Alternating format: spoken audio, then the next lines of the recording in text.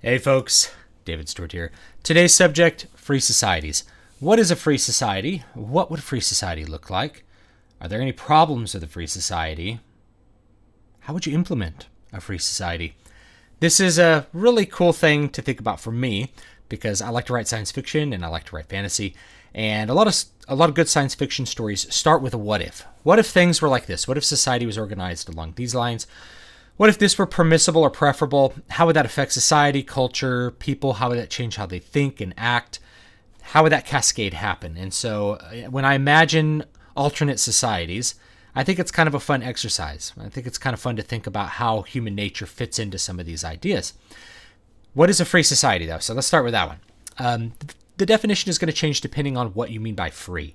In the modern or contemporary usage by anarcho-capitalists, a free society means a society free of coercion, a society that is based on the non-aggression principle and respect for property rights. So essentially, no non-voluntary taxes. Nobody can assault another person. You can't have a government that forces people to do things or threatens force on other people, and no individual can threaten force upon another people. The initiation of force, that is.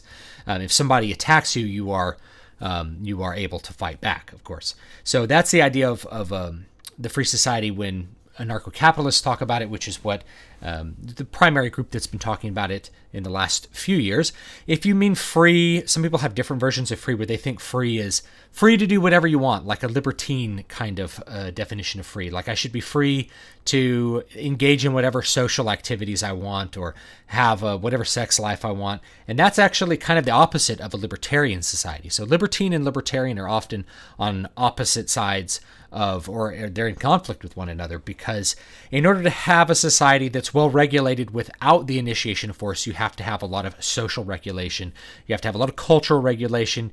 You have to have something that's governing people's behavior that isn't using force, right? Something has to be mitigating a lot of conflict. So that's really where you have to take off and think about, well, what does this free society look like?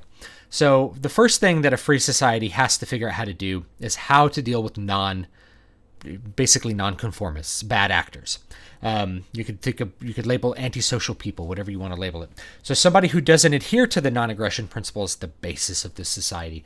What do you do with them? Do you expel them from the society? Do you put them in jail? Do you go arrest them and put them in jail? Well, to arrest them and put them in jail, you need someone to be the police. You need someone to act as the enforcer, and you need someone to be the prison guard if you're going to do prison, and you need someone to execute the punishment. And that looks a lot like government, doesn't it? It looks a lot like you're creating the power to initiate force on other people. And so that begins to blur this line where people are like, an anarchist society is the moral society. It's like, yes, if you're starting from the non-aggression principle, totally. Except in order to enforce the non-aggression principle, you end up creating a lot of things that are very much like government or like what people associate with government.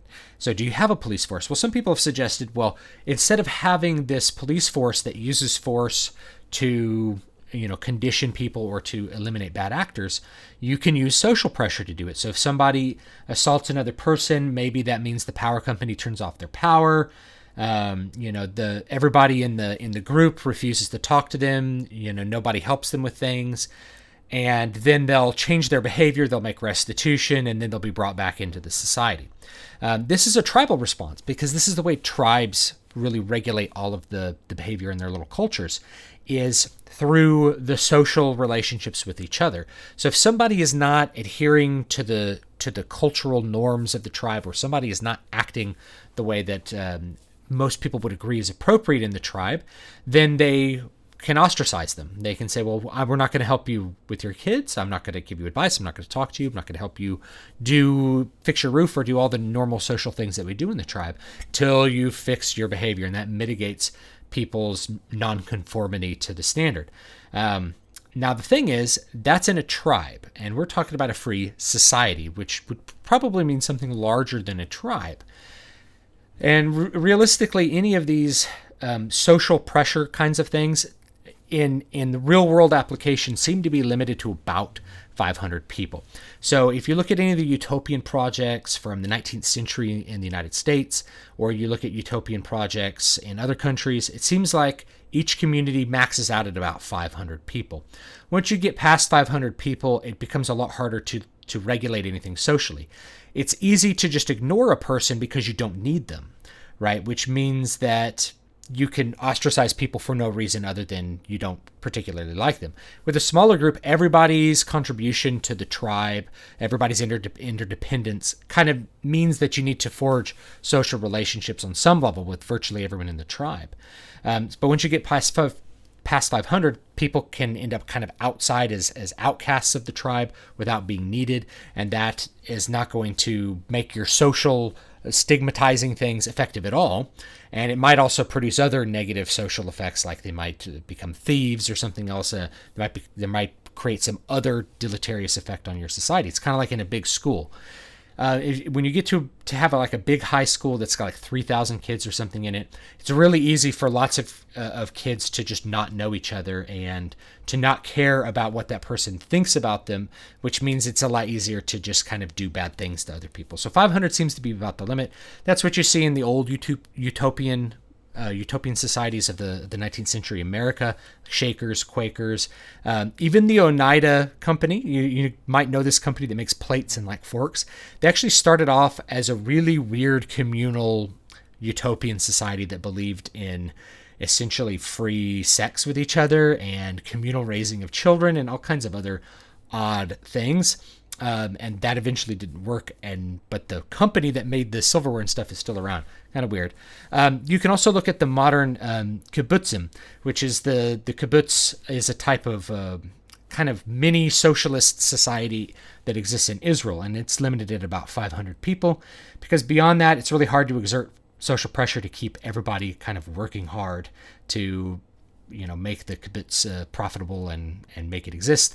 Although I could make an another video about sort of the common misconceptions about kibbutz and what other people have said about growing up on kibbutzim. They actually take their children away from parents and would raise them in these weird little child homes in like the 20s and 30s. I think they've kind of done away with that, but that's another really odd utopian society that I think is interesting to look at. But you can look at the Oneida Company as well.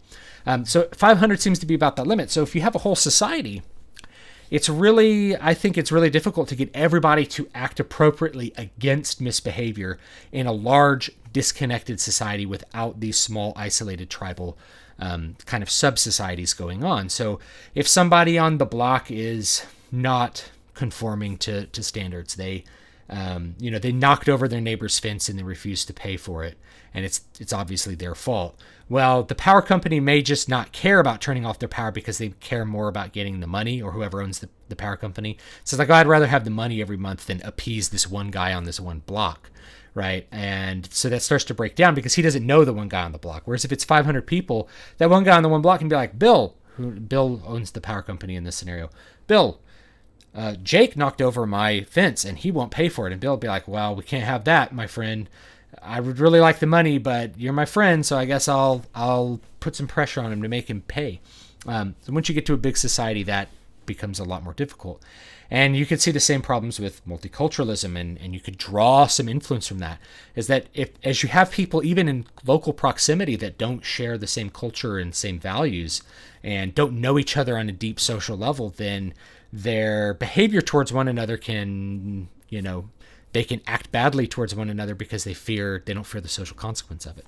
So relying on the social consequences, I think you have to imagine a free society that's very small, say 500 people, like a commune. And once you get down to the tribal level, a lot of the concepts that people talk about with free societies, like this is how commerce will work, they'll sort of break down because you're just back to having a tribe. And you're just talking about how you organize property and how people act in a tribe. And chances are most tribes, if you were to look at them, kind of already act that way. And the nature of property tends to be a little bit more loose in a tribe because of how interconnected people are socially. There's still private property, but it's not, people aren't quite as possessive. Like it's, you can't come over and walk through my yard. It's like, whatever, Bill walks through my yard, don't care. So there's an interesting thing. If we go back to the police force to sort of execute the normalcy, like you haven't paid your bills, the police come and make you pay your bills. Now, most people I think would voluntarily pay for a police force. I don't think you need to compel people to pay for a police force. But the only people who are going to pay for the police force are the people who are willing and able to uphold the law. So as soon as people, you have a group of people who really kind of want to be outlaws, they're not going to pay. And so you have to figure out how do you make those people pay? How do you make some people pay when they really don't believe in it, once you have this kind of schism of belief? So in essence, in your free society, everyone has to have a really similar set of beliefs about what is appropriate and what is not appropriate, and how you treat people who are bad actors or don't conform to the normal things in society. And I think that's an interesting thing to think about. So there's a big problem. What do you do with bad actors? What do you do with people who don't pay their bills?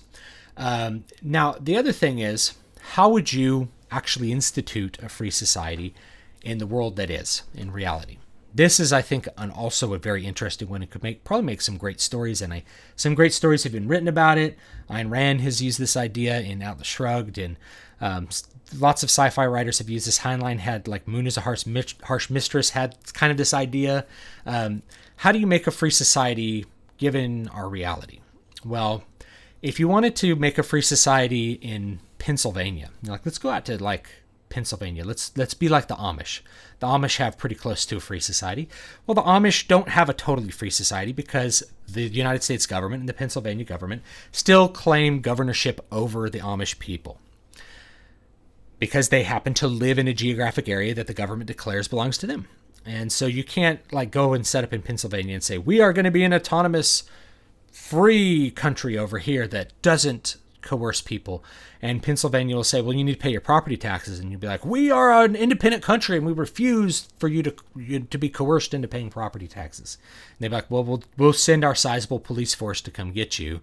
And now you're having to deal with, like, having to fight another government. So the reality is, government is kind of universal, so you have to have some kind of plan in place to avoid dealing with government claiming that you are on government land or that they have some jurisdiction over you, or you have to be able to fight the government to make your jurisdiction real. So one option that people have talked about is having floating cities out in the ocean, because governments don't claim the rights of the ocean. Now, they don't claim the rights of the ocean yet, but if you created a very prosperous city out in the Indian Ocean, do you think that, like, Indonesia or India is going to come out there and say that you belong to them? Hell yeah, they might, because you have wealth attracting them. Now you have to figure out how to protect your floating city. Or maybe you build, like, a giant oil derrick, you build an artificial island up from the bottom that's going to be part of your free society. Well, if that's prosperous at all, then you're gonna have people want to come and take that money, and now you have to figure out how to defend the property that you have, defend your society, and you're going to end up having to organize militarily in some level, either as a militia or have an organized actual army. Same thing if you were to go to a country like Somalia. Like, Somalia doesn't have a really strong central government to say, hey, that's not our land. You go there, you kick the natives off, you build your free society, and then there's going to be local warlords that are like, hey, those guys are creating all kinds of cool stuff over there, because it's all Western white people that want to do this, mostly, so it'll be pretty homogenous racially, mostly Western white guys. Of course, there's people with other races that would be mixed in with that and have kind of the same ideologies. They're like, well, let's go get those white folks. So they go over there and they decide that they're going to take your stuff. Now you got to fight them. So are you going to have a militia? Are the people going to be the military? That would be one solution. Are you going to hire a professional military? If you hire a professional military, how do you make everybody in the society pay? Do you use the social pressure to make them pay for the military? Do you have some sort of punishment if they don't pay for the military? Do you kick them out if they don't pay for the military? Because if you kick them out, then you're kind of denying their property rights, right? If you say, you refuse to pay for the military, we're kicking you out. It's like, well, do I own this land or do I not own this land? Do you respect my property rights or do you not? You're kind of at an odd impasse. So maybe the people are the army. It's a militia. Who's in charge? Whose orders do you follow? What are the consequences for not following orders? Because disobeying orders in a military sense can be very, very bad. And you actually really need to follow orders. in a military arrangement, because the person at the top is, you could say, is running the plan and relies on the people at the bottom to execute the plan correctly. If you refuse to execute the plan, you may endanger everybody else because of your opinion conflicting. So people have to operate like a collective in a military sense, and that's not very free, is it? The other thing is when you engage in a war, if we go to Somalia and you start fighting the natives there over some land you decided is yours, well, you got a problem, because now you're kind of initiating force. Let's pretend that you didn't initiate force to literally kick people off their land. You found land that like no one lived in Somalia or Namibia or somewhere, and you decided to make it really nice. Well, you might have people come on and they'll say, well, we claim it because we were here on this land at some point before you. Who knows? Who knows why they claim? Well, now in order to fight a war, you have to leave where you are. You have to invade their homeland. You have to crush their ability to wage war on you and destroy them.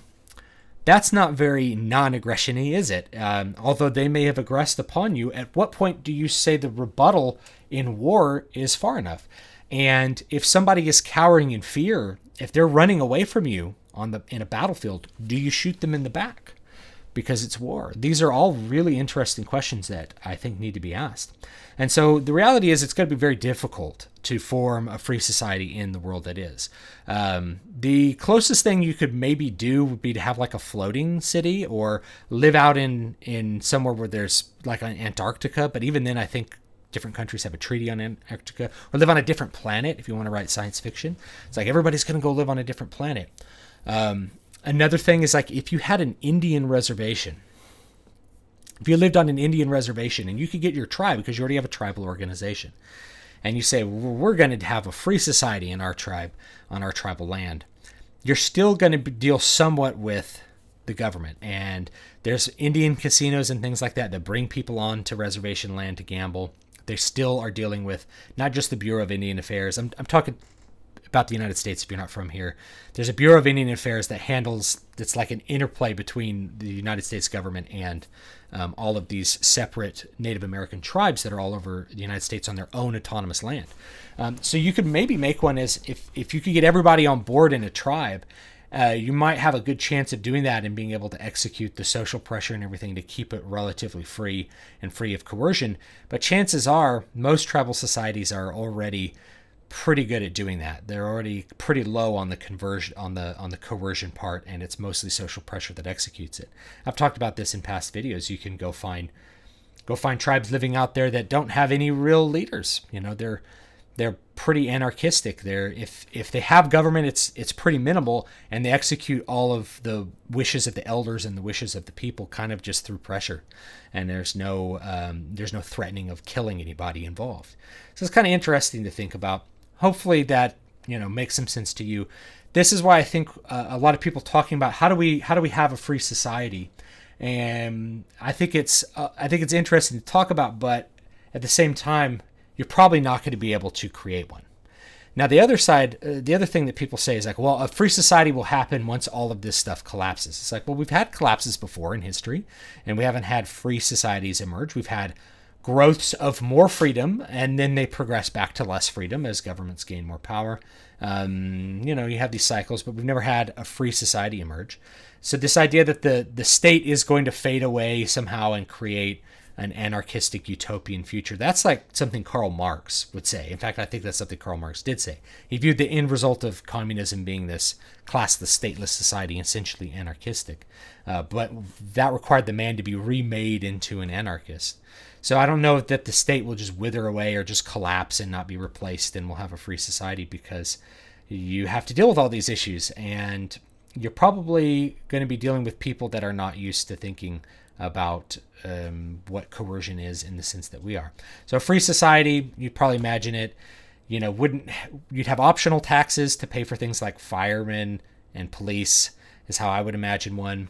And for people that break the law, you have a way of determining what the execution of the law is going to be. You kind of have to use politics to decide that. You have to decide on some rules. Maybe it's democratically or some other way. You decide like, well, if you steal, then you have to pay the person the value of it plus this, and then you have to, you come up with a bunch of rules that are specific. You wouldn't have things like public school because that's funded through coercion, but you might have somebody would open a school and people would pay to go to it, or they could not pay to go to it and homeschool their kids. It'd be different in all those different ways. So all the things that the government pays for, somebody else would have to find another way to pay for it. How are you gonna pay for the road? So the road company would have to go around and collect money from people to build the road initially. Everyone would have to chip in money to build a road in their neighborhood, or if you were a developer, you would charge the cost of building the road as part of making the house. You'd have to get together with the people on your block to fix the road and pay for it. And if somebody on your block didn't want to pay for it, you'd have to figure out how to pressure him to pay for it socially. So it would rely on like lots of these little tribes kind of building up into a big society is how I would imagine it. But anyway, that's just some of my thoughts on that. Hopefully you will find that interesting. Leave me your thoughts down below about free societies, what they'd look like, and how they'd solve a lot of the little problems that we just use this kind of hammer of government to try to solve, which I think is unnecessary for the vast majority of things. You don't really need the government to, for instance, pay for roads, because I've talked about those before. Like, why would a business not pay for the road that goes to it? They pay for the road that goes to it because that's how people access their business. Same thing in your neighborhood. It's like, no one's going to pay. Well, you got to figure out the solution to making that one guy who just doesn't want to participate. Like, what are you going to do with him? That's always the little crux, is the non-actors. So you guys have a good one. Don't forget to follow me on Twitter, David V. Stewart, and follow me on Gab, David V. Stewart. You can follow me at Facebook, David Van Dyke Stewart, facebook.com/David Van Dyke Stewart, or patreon.com/David V. Stewart. I will see you guys next time, and I hope you will have a great day.